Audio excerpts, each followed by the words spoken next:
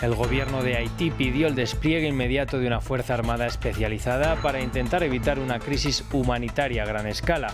Además de la violencia a manos de las pandillas, el país más pobre de la región se enfrenta a un nuevo brote de cólera. La crisis en Haití fue tema de la Asamblea 52 de la OEA en Perú. Argentina superó la segunda revisión de las metas fiscales pactadas con el Fondo Monetario Internacional. El organismo aseguró que las metas se cumplieron y saludó las acciones decisivas del nuevo equipo económico del gobierno. Se autoriza así un nuevo desembolso de 3.800 millones de dólares. Y ya comenzó en Brasil la campaña para la segunda vuelta de las elecciones presidenciales que tendrá lugar el próximo 30 de octubre.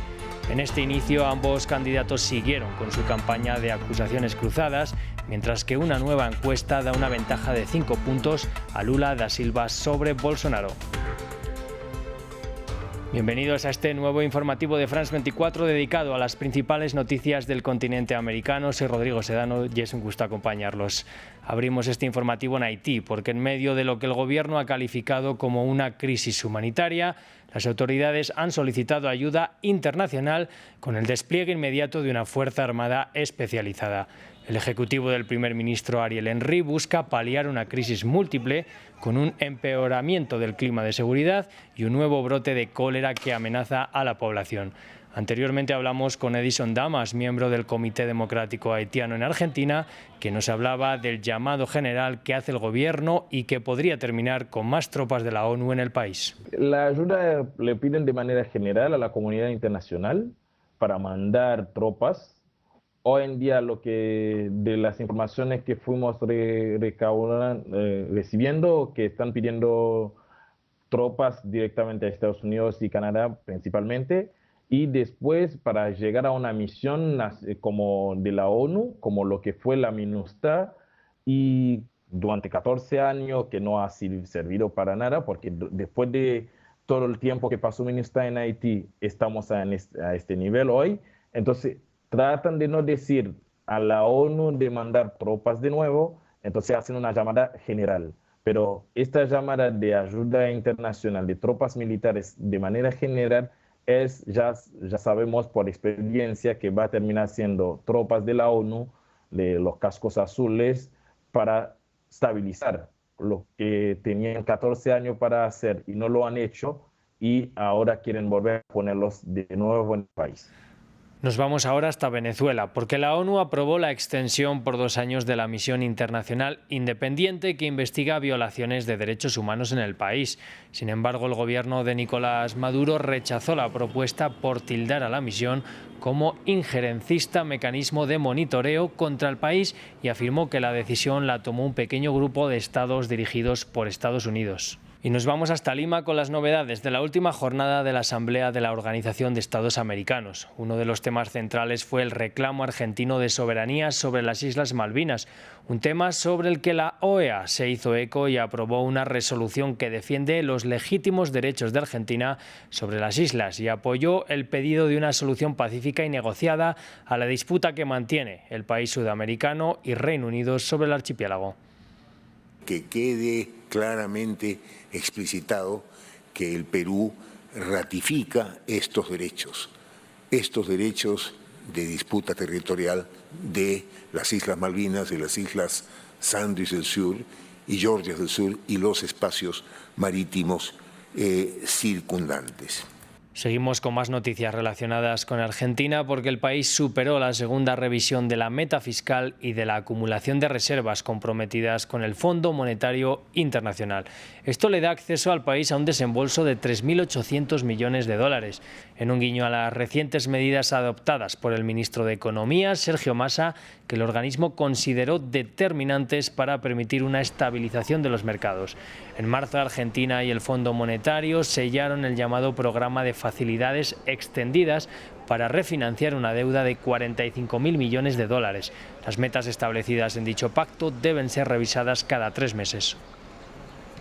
Al completar la revisión, la Junta Ejecutiva evaluó que las acciones decisivas recientes fueron fundamentales para estabilizar los mercados, restablecer la confianza y asegurar objetivos cuantitativos clave, incluido el límite mínimo para las reservas internacionales netas a fines de septiembre, y el límite máximo para el financiamiento monetario del déficit fiscal. Y en Brasil arrancó la campaña hacia la segunda vuelta de las elecciones presidenciales del 30 de octubre, una jornada en la que la firma Datafolha publicó un sondeo que da un 49% de intención de voto a Lula da Silva frente al 44% que obtiene Jair Bolsonaro. Ambos candidatos se lanzaron acusaciones cruzadas. Lula dijo que hay que poner al frente del país a alguien que le guste el pueblo. Bolsonaro, por su parte, tildó de borracho y corrupto a Lula. Hay que sacarlo de ahí y poner a alguien que le guste el pueblo y le gusten los hombres, las mujeres, los niños y los trabajadores. Un abrazo, compañeros, y hasta la victoria, si Dios quiere.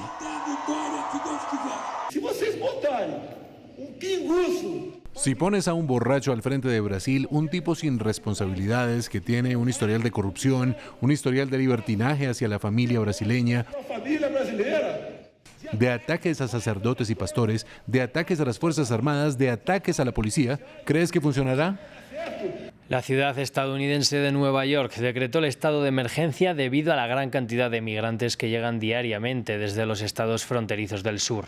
El gobernador de Texas, uno de los que envía buses también a Washington y Chicago, dice que seguirá mandando a estas personas hacia otras ciudades y acusa a Biden de la crisis migratoria. Andrés Granadillo con los detalles. Estado de emergencia en Nueva York, decretó el alcalde Eric Adams a través de una orden ejecutiva, tras la llegada masiva de migrantes desde la frontera sur del país. Esta orden ejecutiva ordenará formalmente a todos los organismos pertinentes que coordinen sus esfuerzos para construir los centros de ayuda humanitaria, a la vez que suspenderá ciertos requisitos de uso del suelo para acelerar este proceso. La ciudad gastará $1.000 millones para gestionar la afluencia de solicitantes de asilo. Desde principios de septiembre han llegado entre 5 y 6 autobuses diarios a la ciudad, pero este jueves llegaron 9. Unas 17.000 personas arribaron a Nueva York desde abril. Para Adams, esta gran afluencia de migrantes ahonda una crisis ya existente. Una ciudad que se recupera de una pandemia mundial en curso se ve desbordada por la crisis humanitaria hecha por manos humanas. Hemos recibido parte de la ayuda que hemos solicitado. La hemos recibido, pero necesitamos más. Estamos al borde del precipicio. Texas ha enviado buses llenos de migrantes hacia Washington, Nueva York y Chicago.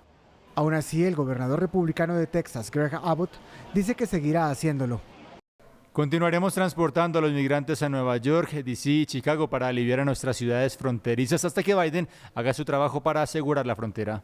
El gobernador de Florida, el republicano Ron DeSantis, llevó recientemente en avión a un grupo de unos 50 migrantes a la isla de Martha's Vineyard, en Massachusetts. Los demócratas acusan a Abbott y a DeSantis de utilizar a los migrantes como un arma política. La tasa de desempleo en Estados Unidos cayó en septiembre al 3,5% desde el 3,7% de agosto, según el Departamento de Trabajo, que agregó que 5,8 millones de personas están desocupadas. Las estadísticas también muestran que en el 9º mes del año los empleadores agilizaron su nivel de contratación. Los analistas consideran que el mercado laboral sigue mostrando resistencia a la subida de tasas de interés por parte de la Reserva Federal, lo que podría conducir a que sigan aumentando en los próximos meses.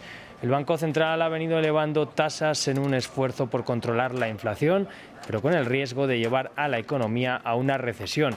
Precisamente por este temor, Wall Street, la principal bolsa estadounidense, cerró en rojo este viernes, con el Nasdaq, que aglutina a las principales empresas de tecnología, cayendo un 3,8%.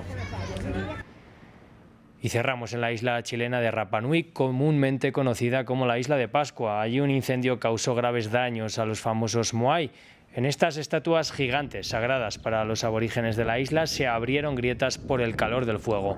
Pedro Edmunds, alcalde de Rapa Nui, denunció que los incendios que durante la semana han arrasado más de 100 hectáreas son consecuencia de la dejación del Estado chileno para con la isla.